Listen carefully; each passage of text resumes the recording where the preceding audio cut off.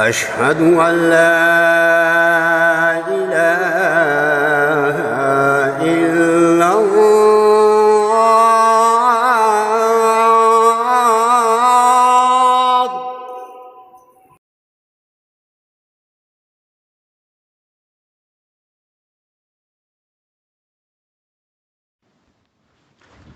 اعوذ باللہ من الشیطان الرجیم. بسم اللہ الرحمن الرحیم. لا الہ الا اللہ محمد رسول اللہ صلی اللہ علیہ یا رسول اللہ صلی اللہ تعالی علیہ وسلم. نور من نور اللہ. الصلاۃ والسلام علیک یا رسول اللہ وعلی آلک واصحابک یا حبیب اللہ صلی اللہ تعالی علیہ وسلم. الحمد للہ رب العالمین الرحمن الرحیم مالک یوم الدین. ایاک نعبد و ایاک نستعین. اہدنا الصراط المستقیم صراط الذین انعمت علیہم غیر المغضوب علیہم ولا الضالین آمین. قل هو اللہ احد اللہ الصمد لم یلد ولم یولد ولم یکن له کفوا احد.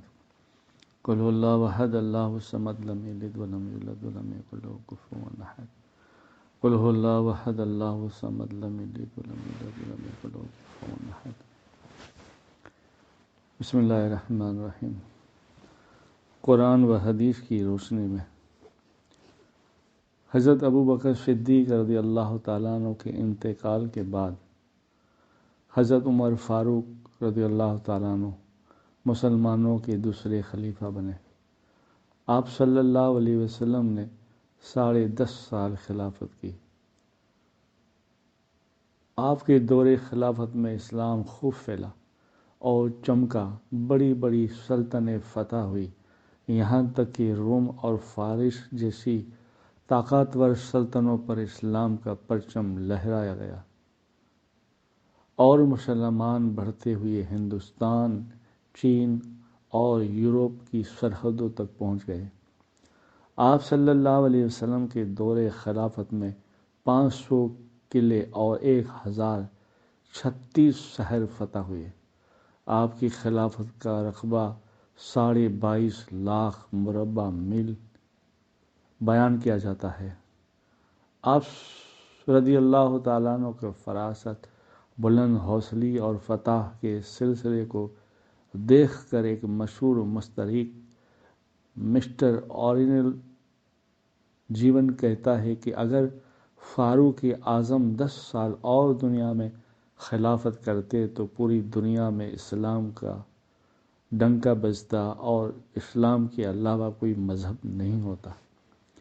حضرت عمر فاروق رضی اللہ تعالیٰ عنہ کی خلافت کا زمانہ بعد کے حکمران اور خلفاء کے لیے ایک مثالی نمونہ ہے. نماز فجر میں جب فیروز نامی عیسائی نے 26 ذی الحجہ کو آپ رضی اللہ تعالیٰ عنہ کو زخمی کر دیا، جس کے 3 دن کے بعد آپ کی شہادت ہو گئی.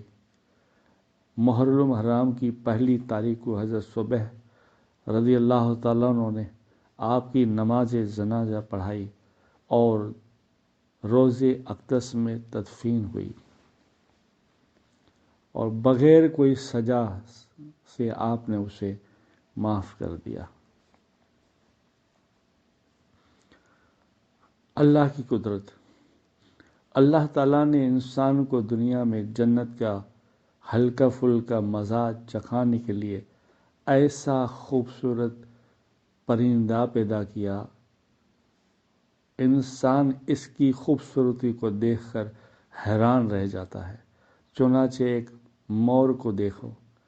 مور ایک ایسا ہی پرندہ ہے جس کی دم کے پروں کو اللہ تعالیٰ نے بہت ہی خوبصورت بنایا. اللہ تعالیٰ نے مور کو اپنے دم پھیلانے کی صلاحیت ہی دی. جب وہ اسے پھیلاتا ہے اور دھوپ کی وجہ سے وہ چمکتی ہے تو ایسا محسوس ہوتا ہے کہ اس کی دم پر سینکڑوں نیلم کے پھول لگے ہوں. یہ اللہ تعالیٰ کی قدرت کا ایک بہت بڑا نمونہ ہے. رسول اللہ صلی اللہ علیہ وسلم نے فرمایا، جس نے صبح یعنی فجر کی نماز ادا کی وہ اللہ کی حفاظت میں ہے۔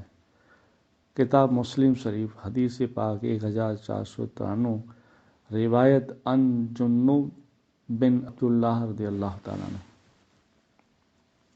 رسول اللہ صلی اللہ علیہ وسلم وضو فرماتے تو انگلیوں کا خلال فرماتے، ایڑیوں کو رگڑتے اور فرماتے کہ انگلیوں کا خلال کرو، اللہ تعالیٰ ان کے درمیان جہنم کی آگ داخل نہ کرے گا۔ دار قطنی روایت ان عائشہ امہ رضی اللہ تعالیٰ عنہ، حدیث 326۔ رسول اللہ صلی اللہ علیہ وسلم نے فرمایا، قیامت کے دن عرش الہی کے سائے میں 7 قسم کے لوگ ہوں گے۔ ان میں وہ لوگ بھی ہوں گے جن کا ملنا جلنا صرف اللہ کے لیے، اللہ ہی کی محبت کی وجہ سے ہوتا تھا۔ کتاب بخاری شریف حدیث پاک 6060، روایت ان ابی ہریرہ رضی اللہ تعالیٰ عنہ۔ رسول اللہ صلی اللہ علیہ وسلم نے فرمایا، کبیرہ گناہ کے بعد سب سے بڑا گناہ جس کو بندہ لے کر اللہ کے یہاں حاضر ہو وہ یہ کہ موت کے وقت آدمی پر قرض ہو اور اس کو پورا کرنے کے لیے مال چھوڑ کر نہ جائے۔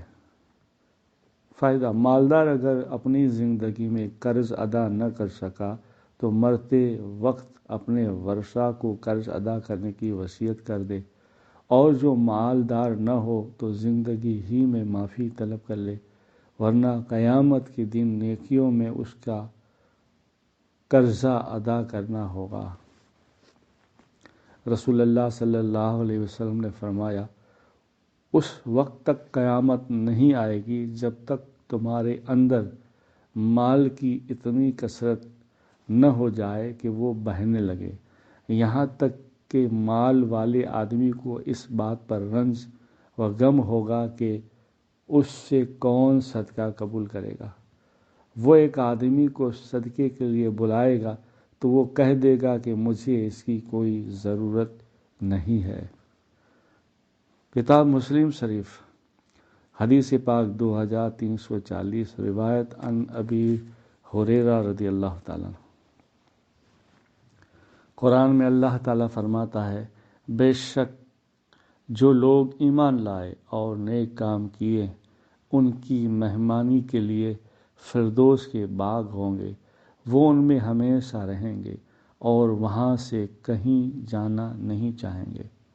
قرآن پاک سورہ کہف آیت نمبر 107 سے 108۔ رسول اللہ صلی اللہ علیہ وسلم نے فرمایا، جب تمہارے برتن میں مکھی گر پڑے تو اس کو پہلے پوری طرح ڈبا دو، پھر نکال کر پھینک دو، کیوں؟ اس کے ایک پر میں شفا ہے اور دوسرے میں بیماری۔ کتاب بخاری شریف حدیث پاک 5782، روایت ان ابی ہریرہ رضی اللہ تعالیٰ عنہ۔ قرآن میں اللہ تعالیٰ فرماتا ہے، کیا تم دوسروں کو نیکی کی نصیحت کرتے ہو اور اپنے آپ کو بھول جاتے ہو، حالانکہ تم کتاب کی تلاوت بھی کرتے رہتے ہو؟ بس ایسا کیوں کرتے ہو؟ کیا تم اتنا بھی نہیں سمجھتے؟ قرآن پاک سورہ بقر آیت نمبر 44۔ اللہم صلی علی سیدنا محمد نور الانوار و سر الاسرار و سید الابرار صلی اللہ علیہ یا رسول اللہ صلی اللہ تعالی علیہ وسلم، نور من نور اللہ۔